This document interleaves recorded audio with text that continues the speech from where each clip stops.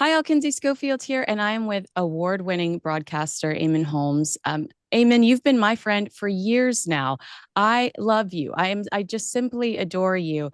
And I've wanted to pick your brain, but you're a very popular guy. I've wanted to pick your brain forever about your many royal run-ins. We've been driving around London, and you'll be like, this one time when I met Princess Diana, and I get so excited to hear that from you. So I want to share those kind of exciting moments with my audience. Oh my But gosh, even I get excited thinking about that when I met her.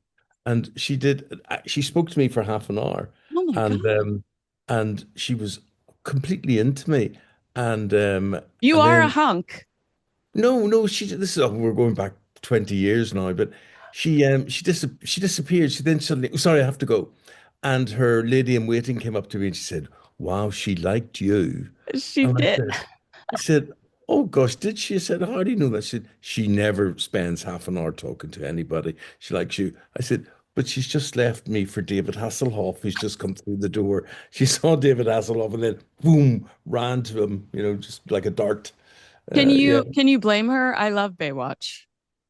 Oh, I see what you mean. Yeah, I see what you mean. But do you know what? I can honestly say, remembering Diana from all those years ago, she was a stunningly beautiful woman. Yeah. You can see people you say they're attractive or whatever, but she was absolutely magnetic. She radiated beauty and attractiveness, and you could see how anybody would have been taken in by her. It was more than an it factor, right? I mean, you've worked in Hollywood, I've worked in Hollywood. They always talk about this it factor. It she just radiated not only something very special, but something that was kind. I mean, you just Yeah. knew instantly that she was a force for good. Well, Kinsey, within that half hour that I spoke to her, and it was the only time I ever met her. Mm. Um, she laughed, she flirted, she did a twirl, showing me her outfit. She said, "What do you think of my outfit?" And she twirled around, and I said, "Very nice, ma'am, very nice." And she said, RUC Green, which stands for Royal Ulster Constabulary, and they wear a green uniform. And I thought very clued in, very, very spot on there. Yeah. And she also then cried. She cried, which was embarrassing. I mean, I real tears. And that was because her boys had just gone back to school and they went to a boarding school. And she said, I just left the boys off for school and it's such a big thing for me and I can't stand being away from them and whatever. But she was very knowledgeable about the situation in Northern Ireland. For instance, Mhm. there'd just been a bomb that weekend, which had killed a lot of innocent people. And she said, and I wanted to go there, but they wouldn't let me. She kept talking about they, and whether, that's the government, whether that's the The royal men in family. gray suits. Correct. Yeah. She said they wouldn't let me. They wouldn't let me go. And you can see how someone like her would have made a huge difference. You see, in Northern Ireland, we are expected to either like or not like the royal family or support them or not, depending on your religion. I mean, you may not believe this, but if you are Catholic, you're not supposed to be a follower of the royal family, and if you are Protestant, that's totally okay. But as life evolves and new generations happen, these things become much less important. And somebody like myself would have been, I wouldn't have been from a strong Republican background, and that would have been very, very Catholic, very, very United Ireland wise, and whatever it is. So I never had a problem. I never had an issue with the royal family, and I could see someone like Diana, who would have visited Northern Ireland after an atrocity, as a uniting force because people simply saw her as a star. That's Mm, the way they saw her. It wasn't a question of she represented the British flag or whatever it was, that they just saw her as the superstar that she yeah. was. That's interesting because there was a lot of talk around the death of the Duchess of Kent, how she converted to Catholicism, and that was a bit of a scandal at the time. Hugo Yeah. Vickers told me that Queen Elizabeth was concerned that it was going to be a bigger issue than it was. It turns out no one really caused a fuss over the Duchess of Kent wanting to be Catholic, and thankfully, but yeah, you're thankfully we've evolved and we're not so hateful over those things typically anymore. But You know, they, it was an amazing thing because there was so much more empathy and sympathy towards her because she was Catholic amongst people that I knew. mm, And you know, I used to say my mother could never understand how in Irish chapels, churches on a Sunday, we would pray for the Pope, for instance. And I say, Mum, in England they pray for the Queen. What? What do they pray for the Queen for? She couldn't understand. I said, Catholics pray for the Queen. I said, yes, yeah. In Catholic churches they pray, they acknowledge the Queen. So it's not an issue the same way as the Union Jack flag. It means something completely different in Britain than it does in Ireland, where it would often be seen as a symbol of oppression. oh, And but I think we're evolving. I think we're evolving, and the royal family become more showbiz mm. than establishing a religion or a rule of law or whatever. And I think they're accepted by a lot more people than they used to be. But I just wanted to point that out. It is quite a funny little nuance. That this young man that grew up in a house that necessarily wasn't supposed to, Yeah. glorify this is actually hanging out with them pretty Well, regularly. When I looked it up, I was like, amen here, amen there. Can I tell you, I was surprised. I went to church with King Charles over the summer and right. at St. George's Chapel. And I was so tickled that we were praying for him with him just like right over there. I just Yes. thought that that Yeah. was so sweet and Yeah. unique that we were praying for him and we pray for him whether he's there or not. So that was a unique experience. True or false, incognito mode makes you invisible on the internet. The answer is actually false. Most people have no idea, but your browsing history can still be monitored or even recorded unless you use today's sponsor, ExpressVPN.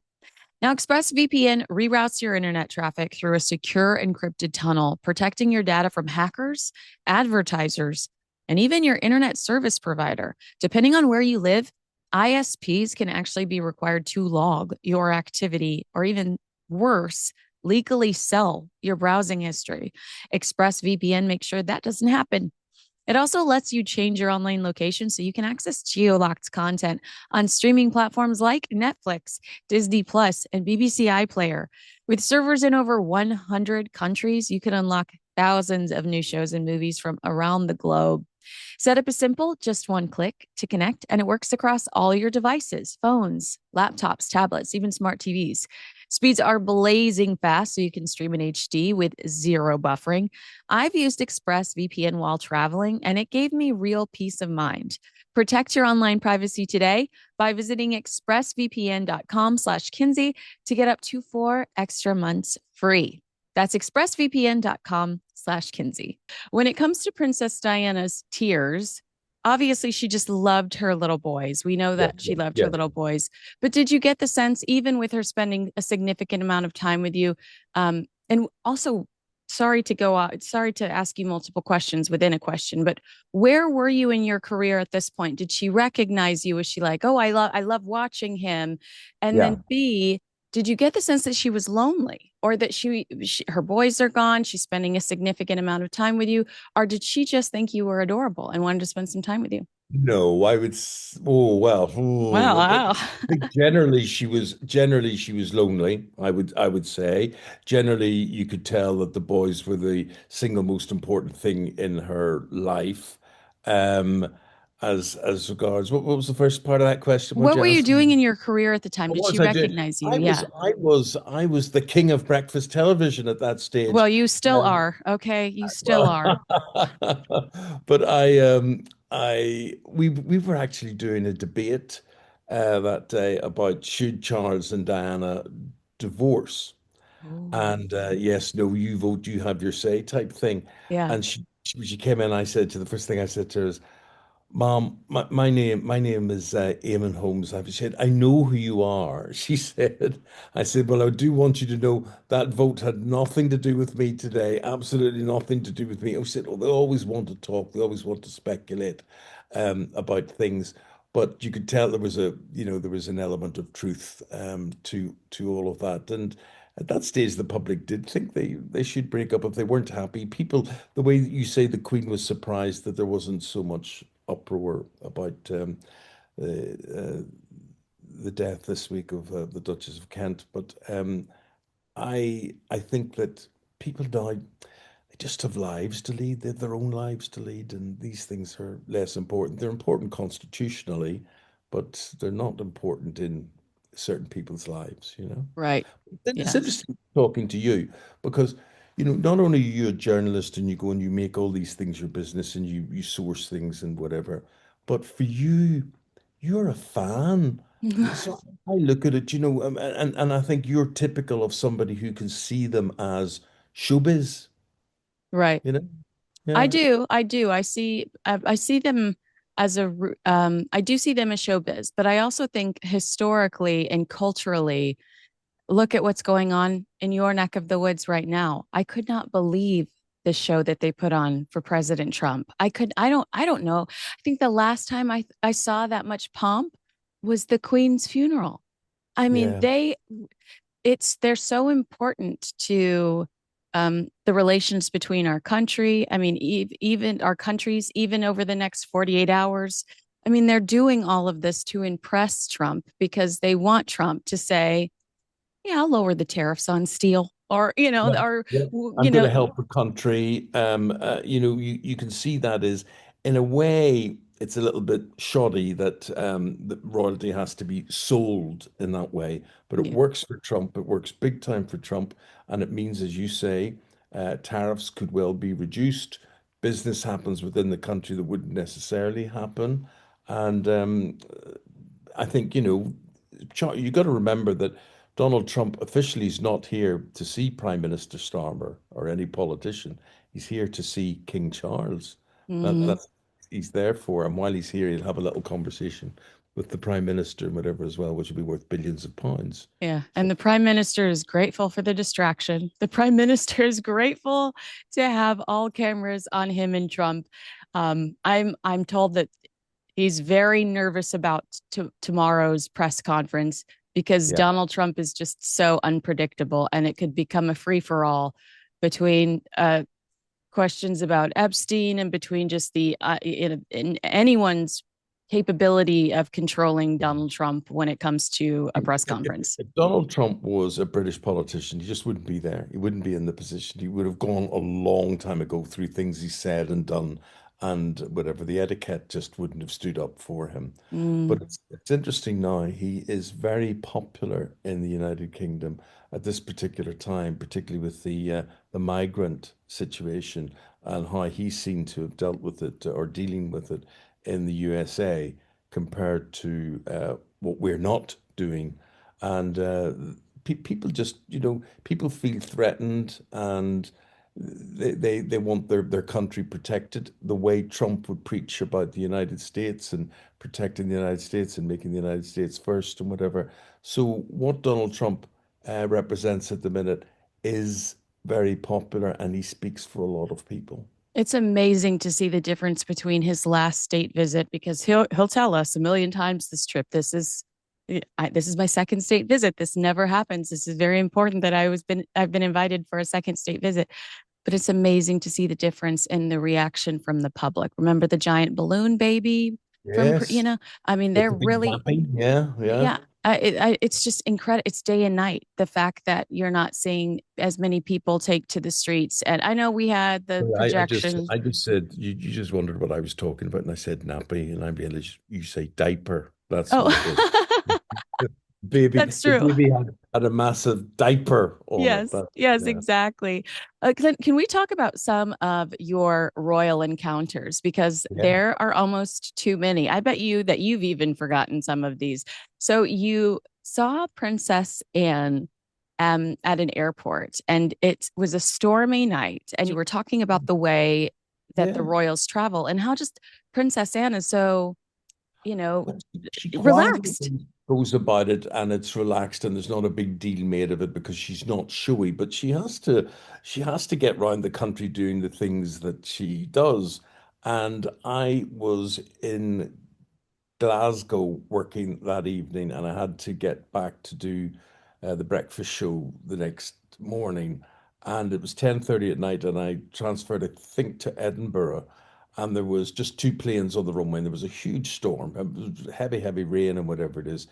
And is this, if you've ever flown by private aircraft, you just go to one room. There's, just a couple of people there, whatever it is. Somebody takes your baggage, and off you go to your plane. And the only two people in that room were her and me at 10:30 that night. And she had her airplane, and I had mine. And she went, "Hello, how are you? Where are you traveling to? What are you doing?" I said, "Yeah, ma'am. What are you doing?" And da da da da. And there was this. There's not a lot of small talk with her, but she's very effective, very hardworking, very dedicated. I think you have to look up to her and say, wow, class act. Absolutely. The hardest working royal. It feels like of course, I miss Queen Elizabeth, but there's so much Queen Elizabeth in every ounce of Princess Anne that I still feel the comfort that the Queen gave me, that stability that I think Yes, was always so yes, important with Queen Elizabeth. yes. Anne's going to show up. She's going to be there. Remember, I mean, she was injured by that horse not too long ago, and she's back up. Yes, And badly injured, more so yes, than any of us ever knew at the time. Yeah. right. So that's very interesting that you were in that position. There's something about, and I have this, I wrote this down, but I've struggled with how to present the question. You are so, and I'm saying this to somebody that like knows you, warm and friendly and funny.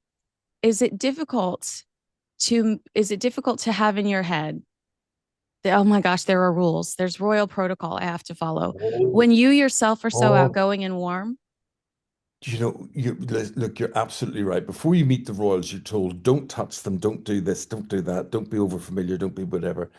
But I can only be myself, and I'd formed a very good relationship with the current Queen, Camilla, and before she became Queen. And I remember her visiting the television station I was working for at the time, Sky News, and we were told, don't touch her, don't say hello to you, don't approach her. You only speak to her if she speaks to you, whatever. So she walks into the room with the then Prince Charles he was, and she walks into the room, and my arms went like this, and I said, "How's my favorite royal?" And I just think, Eamon, shut up. But she just embraced me, she embraced me, and I could see all these people turning this pale shade of white, oh and no. but I have a very good relationship with her. She's very good, and you were talking about how well I like her, and I'll show you this picture, which has her holding my hands, not Yes. the way about. She's holding my hands, but she's very good. Where she's really ordinary is that she would get in touch with me. She would write to me. Like, I mean, when I was awarded my OBE, um, she wrote to me, congratulated me, and that was a lovely, lovely thing.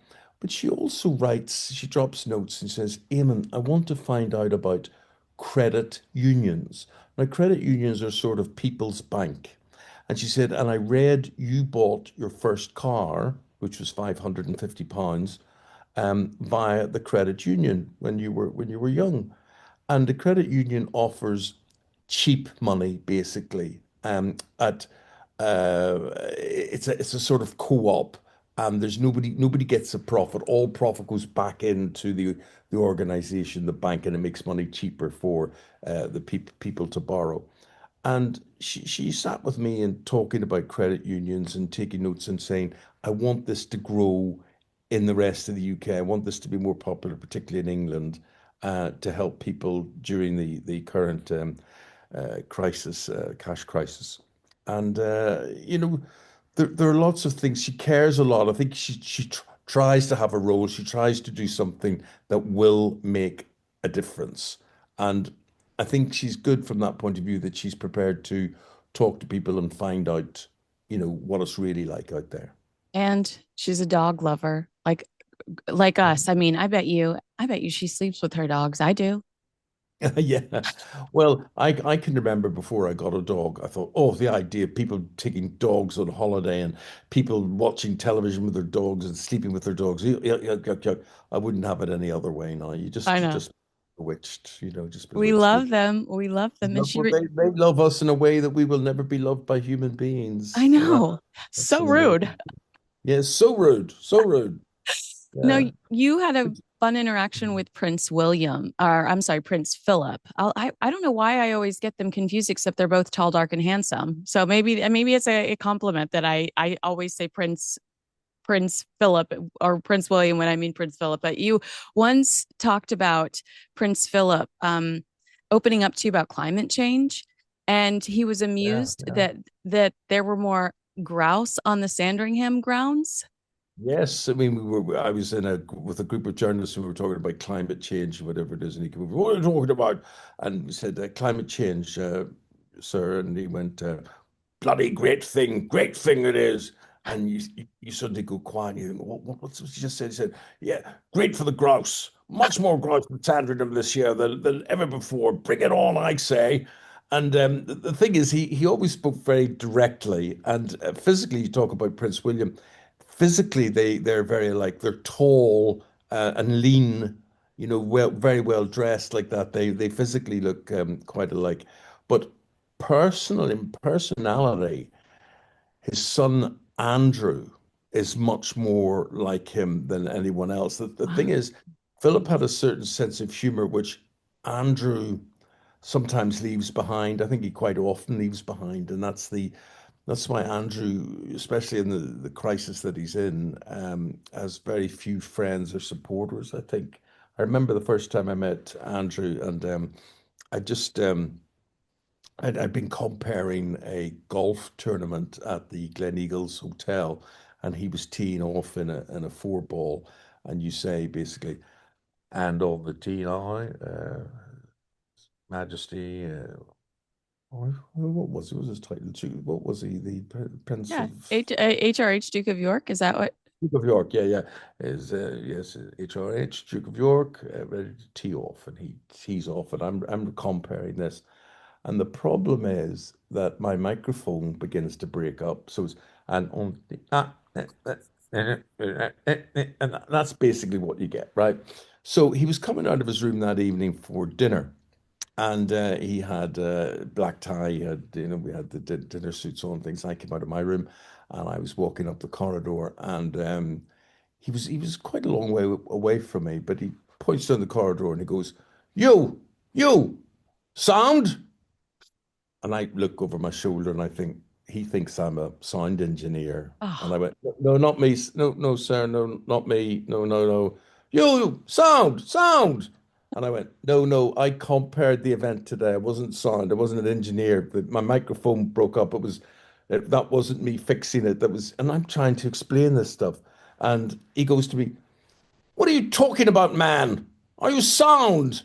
And I said, "Sorry, sir." He said, "You're walking with a limp. Are you sound?" And it's the way you would talk to an animal or something, oh yeah. to describe a person in real life. Are you sound? And I was walking with a limp, and I immediately then go, "Oh no, sir, no, no, I have a bad hip, and I limp a bit like that, and that's the way I am." And but he's quite abrupt, so he is. He's hard to. Although his wife Sarah, or his ex-wife Sarah, who he still lives with, so have you ever met her? I haven't, but I've heard she's a delight. I mean, I think she's a little bit of a troublemaker, but I heard she's a delight. She's a delight. I mean, to be in her company, you would be, absolutely. I don't know where it would lead to, but I mean, she's so open and friendly and hospitable and really, really, really, really nice. Funny enough, she's not who you would associate Andrew with. Right. She's much more open and relaxed than he is, but a delightful woman, absolutely delightful woman. Have you ever danced with her or have you ever seen her out and about where she's I've seen her out and about loads of times. I mean, you talked about me greeting Camilla, but I remember being in a hotel recently and in the lobby and talking to a few people, saying goodbye to a few people. And the next minute, she sort of jumped on my back and shoulders, grabbed me around the neck. And when you look around, and it's her. And she's very approachable, very, very approachable. But she's always good because she knows she's got a job to do. So, for instance, if she's selling a book, that's what she's doing. That's what she's doing, and she's uh, well, I'm going to say slightly shameless about it, but that's what she does. She feels an obligation to do things right and earn money, and she's obviously always seemed to have had money problems, which has got her into A little bit of trouble trouble. Yeah.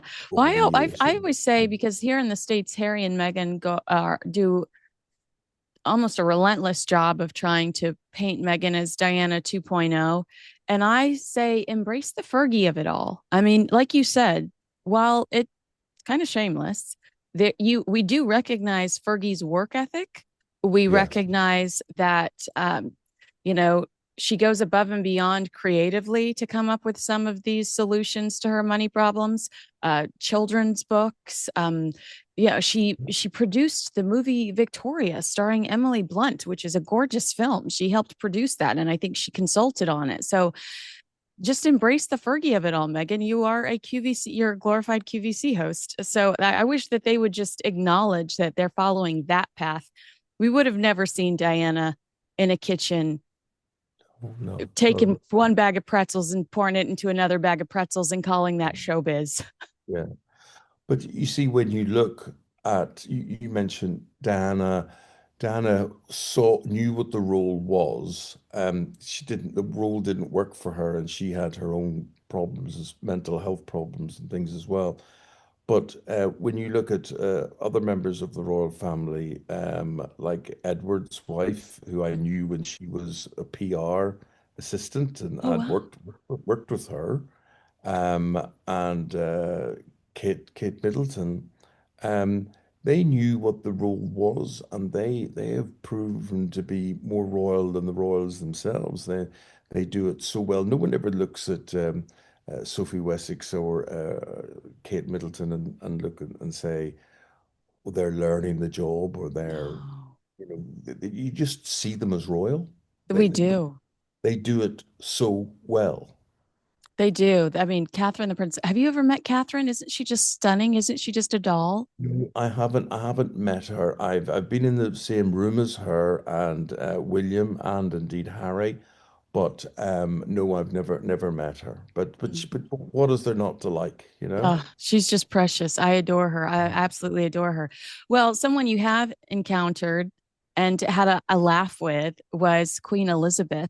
Can you explain to my audience why an OBE is such a significant honor?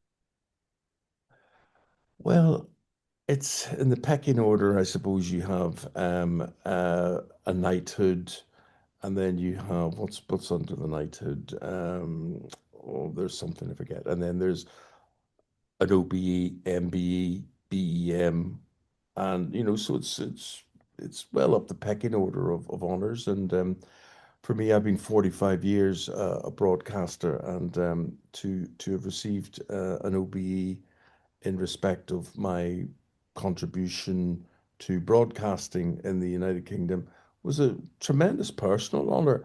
I felt, I mean, there was conflict, of course, being from Northern Ireland and being a Catholic, and should have I accepted it or not? But I just thought, yes, I'm going to accept it, and I'm going to have this. Not everybody was pleased for me, but it was But an you amazing thing were for a me. part of that. You talk about this evolution to have that history, to accept it. You're Yeah. bridging that gap. I think that it's so important that you were there to say, no, this is an incredible honor. You are part of that evolution to say, I'm going to accept it, I'm going to be proud of it, and I'm going to dismiss, any sort of Position.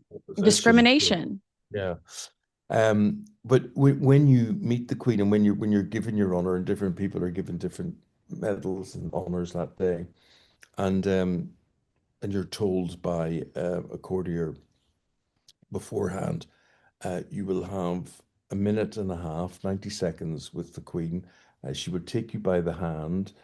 She will pin your medal on you, and then when she's finished, she will take your hand again, and she will push back And when she pushes back, that's her saying, we're done. And so I came up to her, bowed, and she came up to me and she said, goodness me, you must have interviewed a lot of people in your time. And I said, I have, Mom. I said, I've interviewed everybody in your family with one exception. And she said, oh, really? Who's that? I said, you, Mom, you. I said, but we could fix that today because on this very stage, there's a camera at the end of the stage. And I said, and I'm about five from the end here. So as soon as we finish, I could just have a quick chat with you, and that puts everything right, wouldn't it? That would be good. And she went, and she just pushed my hand back. So instead of my interview lasting 90 seconds, it lasted about 15 seconds. That was the end of it. She was thinking, get rid of this mad Irishman here. That's That so was cute it. though. You took you saw an opportunity and you tried to take it. I'm really impressed. Yeah, a bit much, I think. Yeah. I Yeah. think it's a sweet story to tell. I'd rather have that story than something bland happen, you know. So I think that Oh, that's important. of course, you talk about stories. I remember opening a housing shelter area for people, and I shared this honor with Prince Edward. And I was, they said to me, Prince Edward's waiting in the marquee that you're going to now. So if you go in there, you're Prince Edward, wait there, and then we'll call you out when we need you. So I go in and there's me and Prince Edward. And I'm thinking, oh goodness me, I think he's quite shy. He's quite, I mean, what am I going to talk to him about here?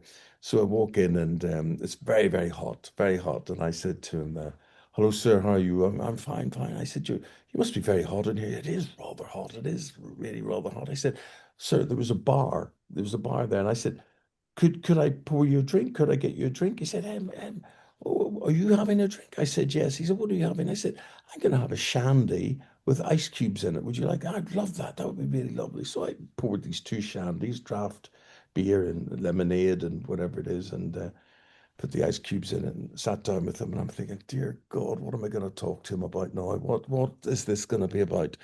And I sat down, his pint, my pint. And the only thing I could think of, Kinsey, was to say to him, well, how's your mother? It Oh, it seems so ordinary the way I could say to you, how's your mother, or anybody. It's quite an Irish thing, that you yeah. would say, how's your mum, how's your dad, how's things. And he said, well, actually, she just had a knee operation. And we ended up talking about the Queen, her knee operation, her state of health, just going in. And it was quite a very ordinary human conversation, about it. But I pinched myself with embarrassment. I go, why could you not talk about the weather? Why could you not talk about football? Why could you not talk about? So it just, how's your mother? But there was, I think how's that's nothing's sweet. your Like mother? that might have been a relief for somebody like him who is not very approachable to be like, you know what? My mom just had a knee operation and that's so Well, I think that it just is it's a testament, it's a testament to how warm you are and why you're so good at this job. You know, I that you think would get also somebody for like that. him, I think he, as a royal, he has really evolved. Him and Sophie and their daughter and their son as a family, they've become really popular. I mean, there was a time when he was in his early 20s or so that he wasn't popular, that he But he was resigned from trying to be army. too Hollywood. Remember, he was trying to be Yes, too and Hollywood. he tried to be a producer of musicals and various things like that. But he's really found his role now. And what I thought was at the funeral of Queen Elizabeth II, at the service, you could see him sobbing. You could see him sobbing away there. And his wife wasn't allowed to comfort him really at that time, or didn't. It wasn't the right thing to do. You could see she was aching to, she was reaching out to him, but felt he didn't want to show that. And but human like everybody else. And obviously, I think Her Majesty Queen Elizabeth was so relevant to so many people, not just family, but so many people's lives. It's still a big thing, and it's a big job for Camilla to take on to be accepted as Queen following Elizabeth, and I think people still look to Elizabeth as well. That's her job, you know. Well, you've been so gracious with your time, but I do want to ask you before I let you go. And I've loved these stories, so thank you for sharing them with me. I hadn't heard most of them before, and but I did know the Diana story because I picked your brain about it in a car. Well, a few years ago. When it comes to Prince Harry's redemption tour, you work in media. Yeah. There's almost been. He was in the UK for 4 days.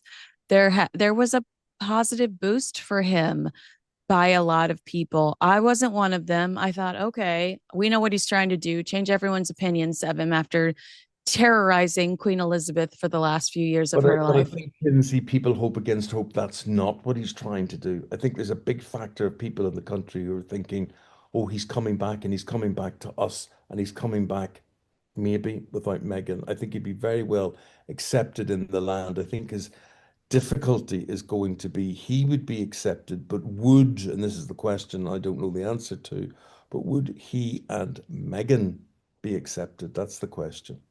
I would say that that's a long shot, and I don't know how much of Meghan not coming is security concerns. I think it's knowing Meghan won't be accepted, knowing that his popularity does rise when he's seen without her, and that being a strategic move that they use security to distract from. Well, I just don't feel safe bringing her here. I mean, he has Trump style security waiting for him when he lands 9 out of 10 times Yeah, in the yeah. UK. So that's hard. So you do think that that you did see a lot of positive press for him when he was there. I just saw some. Not so much positive press. I think the press sort of hope that something's going to happen or going to change, but you can see from people around him, he's liked and people want to like him.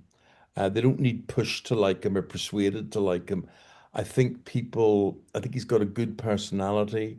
Again, he may have mental health issues that may be surmountable and maybe insurmountable. I don't know. He's had a lot of counseling, which comes across in a lot of his language, whenever. But when people meet him, he does light up a room, and he's a popular lad. To those whose charities he attends, to those who he meets on a one-to-one basis. There's no doubt that as celebrities go, he's important. But whether as royals go, um, they would work. I don't know. I think there is hope for his redemption in the country, but I don't know if that would involve Meghan on people's wish list. Well, you and I usually get in trouble when we talk about Meghan on your breakfast program. So we won't, we'll save that. This is what we call a deep tease in the industry. If you want to see Eamon and I discuss Meghan Markle, you'll have to catch me on with it on his program where we sometimes catch up about her latest entertainment pursuits. But you've been so sweet to give me so much time and to remember your incredible life, your incredible experiences, especially considering your history growing up in this Catholic household.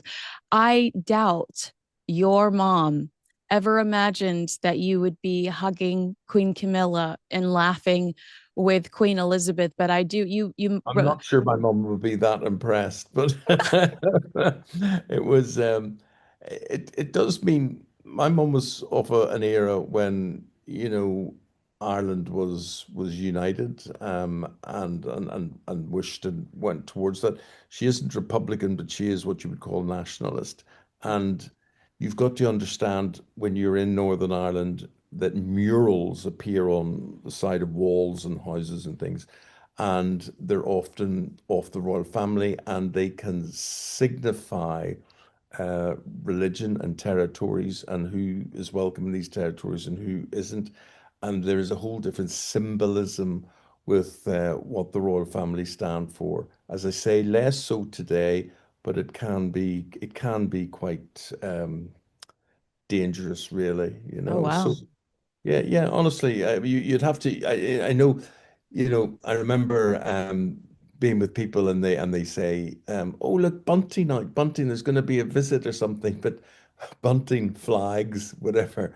are saying basically, we're of this religion, you're of that religion, you're not welcome in this area. Basically, Oh, that's what. wow. Oh my goodness. That's like very Yeah. intimidating, Eamon. Well, it is. It is. That's the way. That's the way it was. And that goes for each side. So Republicans will have that, and Unionists will have that as well. And that's the way it is. But most people, they we know how to deal with it. We know how to deal with it. Well, I think from the outside looking in and with being ignorant to all that history, which I certainly should invest a significant amount of time in, I live by the mantra, you are who you associate with. So to see so many beautiful photos of you surrounded by royalty is kind of impressive, just so you know. Thank you. That's very kind, and always a pleasure talking to you, Kinsey. Always. All right. Well, I can't wait to watch you on my TV screen again. You are such a hoot. You are strongly opinionated and you speak from the heart. And I absolutely adore you. And I'm so glad that the universe, I believe it's God. I'm so glad he brought you into my life, especially when he did, because you've been such a blessing to me in my career. So thank you, sir. I really appreciate you. Well, God bless you. Appreciate that. Thank you.